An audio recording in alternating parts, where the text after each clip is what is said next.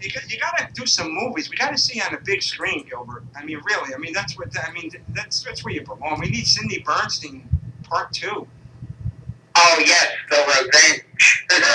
Yeah, right. You got to get back at your wife for all those parking tickets. And, I mean, if the right script came along, what would kind of, if you had a choice to do a kind of movie, would you like to do a comedy or would you like to do something more serious? I mean, do you have like at this point in your life, you've done so much shit. What's left for you to do? Do you have do you want to do something on Broadway? And I mean, do you want to, Well, of course, I'd have to do my like a Broadway production of Macbeth or something, and then doing what I know how to do. Or Othello, maybe. Yes. Well, you can always get into porn. Yes, yeah, that's what I'm hoping, that I'm begging for, but no one seems to want to see me naked. As if, well, you mentioned Tracy Lords before, and one of the viewers wants to know, how do you become a former porn star? What's a porn star? Well, and speaking of reality with that show, there was one scene where it's almost like we have to conjure up the spirit. Okay. And tell me they didn't know what they were talking about here, because when we're around a flame or something and we're conjuring up this ghost, Tracy Lord has to say, because the spirit has to talk, go inside someone and speak through their body. And Tracy Lord has to keep going over and over, come inside me. Get the hell out of here. Oh my God, that had to be, that is not impromptu, that had to be come inside me. Oh yeah, and you had to try to stand there biting down on my lip. Oh my God, I can't, that is too funny. But I gotta look up that thing, Ghost Hunters. I have to check that out. But me and Salami, I don't know if you remember I was telling you at Jersey City, we're working on a reality show. It's called, we're trying to get it done. It's called Too Short to Pay the Rent. I don't know if you remember us telling you that about the, we get midgets to compete to see who can come up with the rent money. Idea. It's just hard because I don't really know how to pitch a reality show. It's because that's new to me. I mean, writing a screenplay and doing that, it's just, and it seems so hard nowadays because everybody's doing one. You know what I'm saying? Oh yeah. Everyone's there's 9 billion different channels and 100 billion different shows being pitched to them. Now, do you watch it? Do you watch any of those reality shows by chance, or is there anyone that's your favorite of yours? Or? No, I have a really hard time watching them. Yeah, there's only a couple I do watch. I watch the guys out in Vegas that have the pawn shop. Oh yeah. You know why? Because I'm a collector of memorabilia and stuff, and I sometimes I like to see what stuff really goes for and how he rakes these people over the coals, and oh my God. And then I'm a big Kiss fan, so I know it's a goofy show, but I love Gene Simmons' Family Jewels. But the rest of it is just I can't believe what they're putting out there. And these reality people, they're making a fortune. And they're not paying hardly anything for these shows. Yeah, and it's the people who go on it, they go on them originally, they get paid next to nothing. But then they become celebs, and they get these careers where they show up at a restaurant opening or a nightclub, and they'll get $100,000 just to be seen walking into the door. Exactly, like that girl Snooki from the Jersey Shore. She got $30,000. I don't know if you read this. This was big over here to appear at Rutgers University, which is in New Jersey. $30,000 to pretty much tell the kids party and get drunk and get laid. Now, if I was a parent paying tuition, and that's what my tuition is paying for, I would have been fuming. But you're right. But I tell you, who started this reality TV shit is a genius because they're nobodies in the beginning, so they don't have to pay them big bucks. And by the time they do become famous, they've made millions anyway, so they can throw him some money and still make out like a bandit.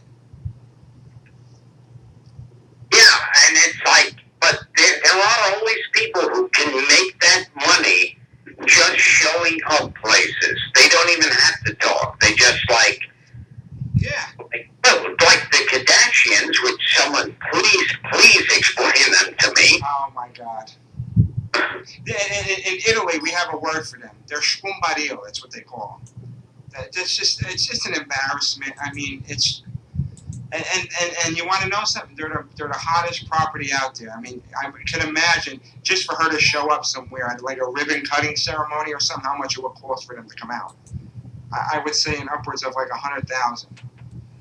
Yeah, they would get like about 100,000 or maybe even more just to be seen walking into a nightclub or restaurant, and they could walk right out the back entrance. And it's ridiculous.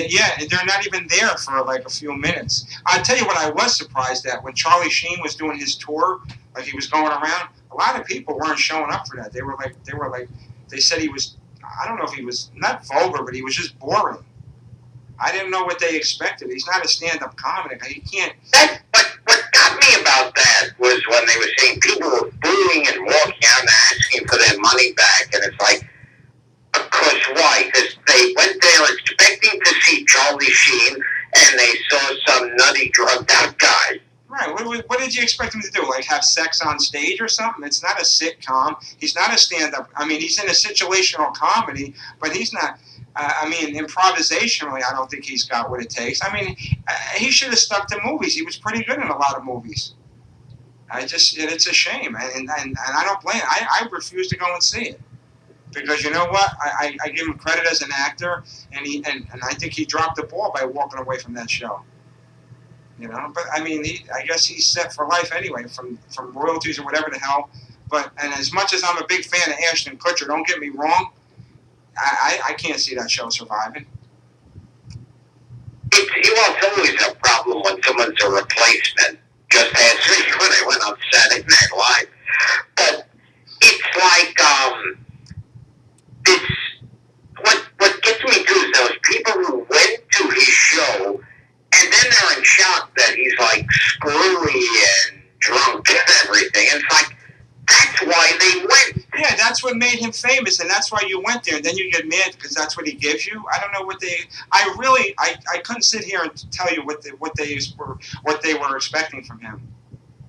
And it's like but the other thing I love of these people who have no idea who Charlie Sheen is, all the women who marry him and then get divorced, like they're in shock.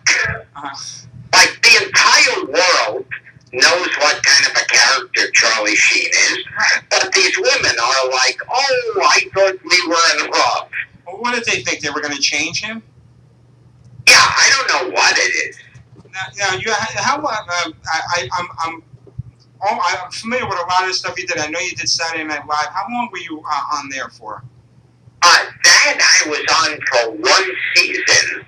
Okay, and because one of the questions we got is, what was it like? Was it because of the hierarchy, or was it just not something that you were into? Because I mean, I've seen you do a lot of skits, and I mean, I think that was a perfect venue for you to do. I mean, it was right up your alley. You know. I mean, it was just like it was. You were able to be yourself and do other characters and shine on it. I can't. You know what? Because there's been so many great people that have done Saturday Night Live, and it's like a shame that you only had one season out of it. Was it? Yeah, it was like when my season was the season right after the original cast left, and so it's like this was like an outrage. And it was like in all the papers and all the news shows, way before it got on the air, it was like, how dare they think that Saturday Night Live can continue without the real cast? It was like saying, at that point, it was like saying, well, the Beatles are going to be leaving, but we're going to have 4 new guys, and they'll call themselves the Beatles. And so there was an outrage about it. We were getting like, there was hate mail, and the reviews before there was even a show were horrible. know what? It was probably the worst time. You know, it was just bad timing because obviously the show survived. You know, I mean, what happens? Well, it's just like what I knew was going to happen when Stern left terrestrial radio, and they were saying who's going to replace him. And I remember saying they should get any guy off the street, right, replace him, because whoever replaces him is doomed. Right. And then whoever replaces the replacement is coming. Yeah. You know what it is, though? See, the problem with the networks is when they have a megastar like that or somebody that's so accomplished, they want to they're trying to get all kinds of like Pete Rose slugger types, and sometimes that's not always the answer. You might have an untapped diamond in the rough that could probably do just as well, but he's probably going to bomb anyway. And then like with when they put the totally off the topic, David Lee Roth as a radio guy, he didn't belong on radio.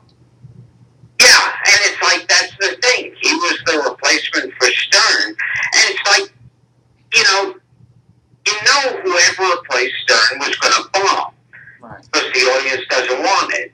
And then and that's why I always felt that way about my season of Saturday Night Live. It's like you need a sacrificial lamb, and then that gets sacrificed, right? And then it makes whoever comes in afterwards fine. It appeases the crowd, and then and then they're fine with it. That's a shame, though, because you want to be the guy who replaces the replacement, right? And you unfortunately, you were just bad timing. Yeah, we were the replacements, and we did suck, by the way. No, I wouldn't say that. You know what I'm saying? I mean, it's just I don't know. Who knows? It's today I was talking about this earlier from one of the people that are going to be working for Susie Yango at Catch a Rising Star this weekend. In '87, comedy was booming back then. People were going to comedy clubs. They were spending money. Comedy was wholesome. It was funny. Comics had something to say. It wasn't overly political.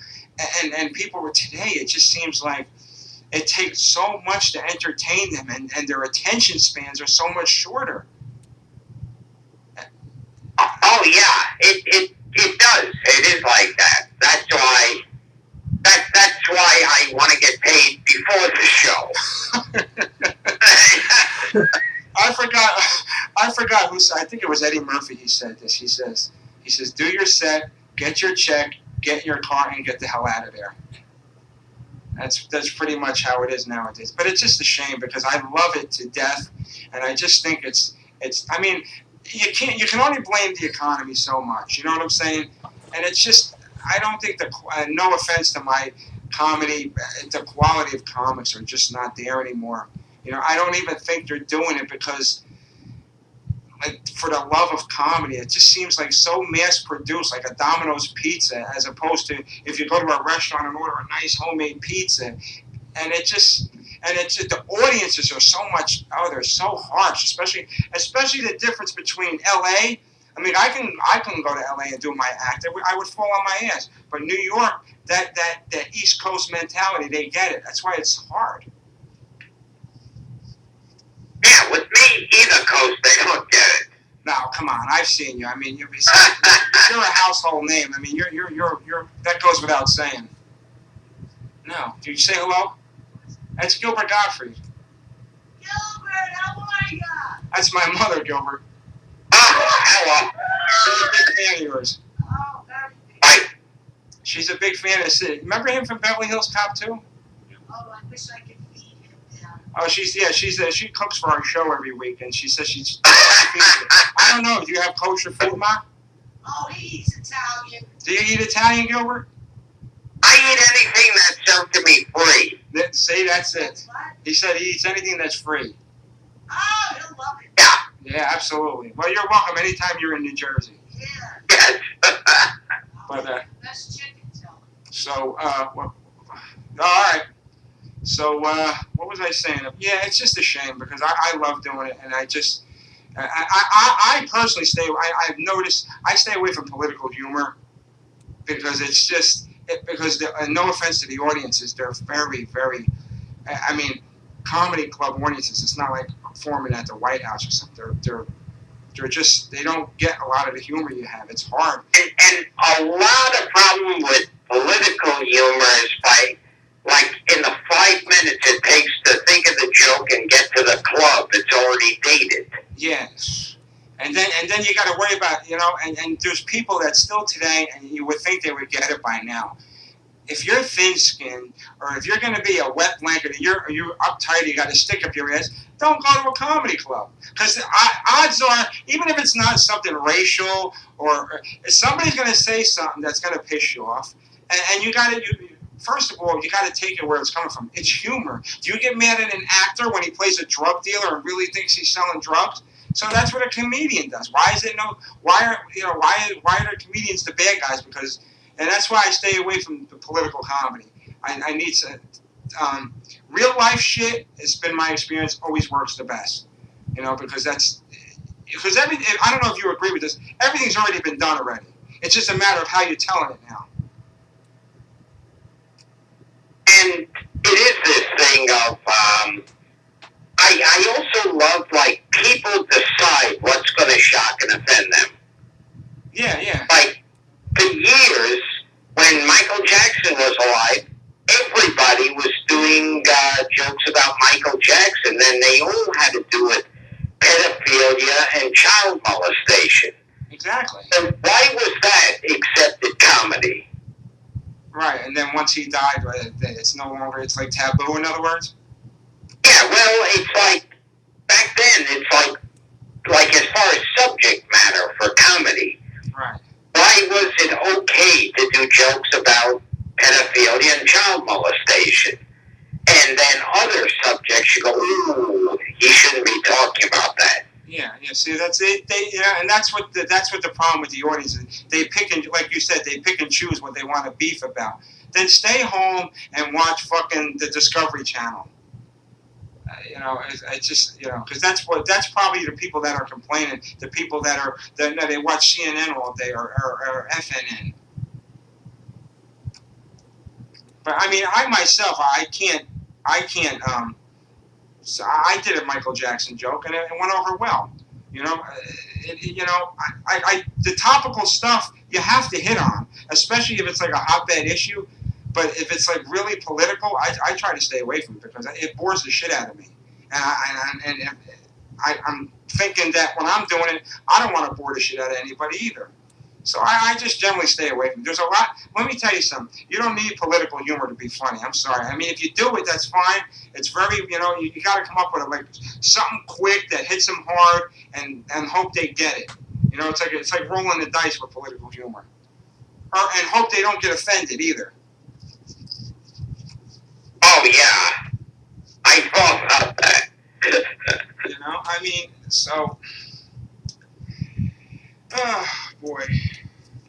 So anyway, we got Monday, July 18th. You're going to see Gilbert at the Surflight Theater in Beach Haven, New Jersey. Show starts at 8 o'clock. Get tickets because they're going fast. And he's going to be July 31st at the Ridgefield, Connecticut at the Ridgefield Theater. And August 5th and 6th, Wiseguyz Comedy Club in Utah. Where in Utah is that, Gilbert? I don't even know. You know what, guys? Look it up online. He's going to be at August 5th and 6th. And if you want to get his book, Rubber Balls and Liquor, you can check it out on Amazon.com. And his website is, what's your website again, Gilbert?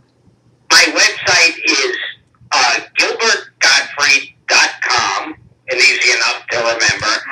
And you can find out my appearances there. And also order my book, Rubber Balls and Liquor, and my DVD, Gilbert Gottfried Dirty Jokes. Yes, pick that up. And it's the Dirty Jokes is a very good DVD. Pick it up and check out Gilbert's book. And if you're in the area where he's performing, definitely go and see him. And Gilbert, I know you're a very busy guy, and I appreciate you taking the time again to do this for us. And we look forward to seeing you on Monday. And, anytime you got anything you want to plug, Gilbert, you just call us up. We're there for you. The Wiseguyz Show, you're a friend for life. And I will see you Monday. And thanks again. I appreciate it. Gilbert Gottfried, everybody. Give him a round of applause. Oh, Thank you. You're welcome.